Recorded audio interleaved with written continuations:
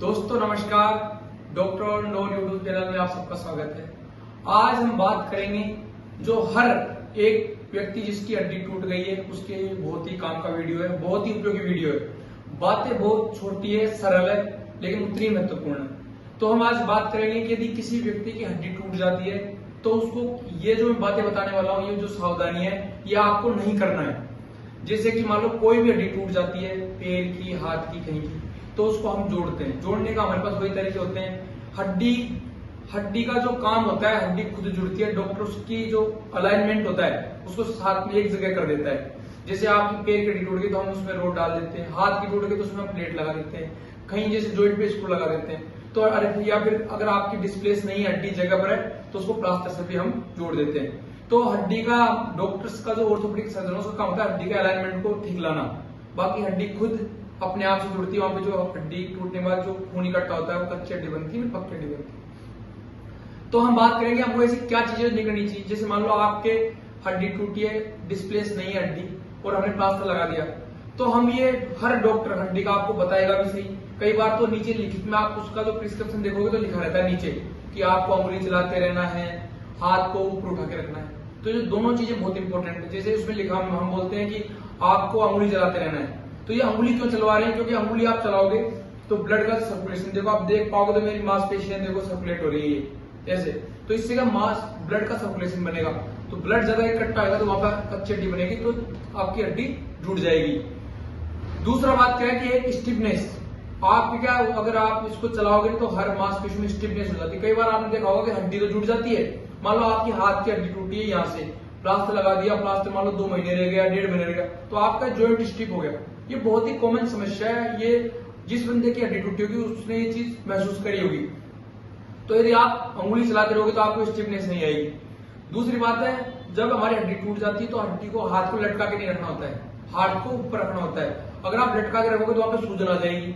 सूजन आने के बाद में वहां क्या होता है, जो आपकी जो नस, जो ब्लड की सप्लाई है, वो जो मांसपेशियां फूल जाएगी और वो नस की सप्लाई जैसे ब्लड वेसल से उनको भी दबाएगी, और अपनी जो दूसरी नसें जो दर्द को महसूस कराती है उनको दबाती है।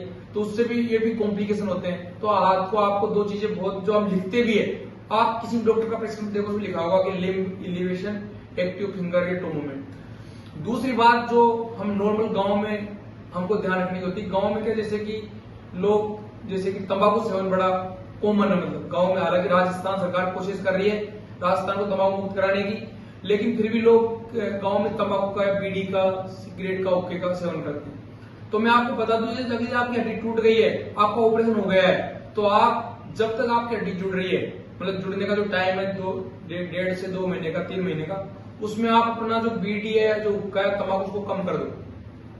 क्योंकि अगर आपने कम नहीं किया तो वो जो हड्डी का जो कैलस जिसको हम बोलते हैं, सॉफ्ट जो हड्डी का पार्ट जो बनता है, उसको बनने से रोकता है। जो तंबाकू के अंदर निकोटीन होता है पदार्थ, तो आपकी हड्डी का जो टाइम वो डिले हो जाएगा।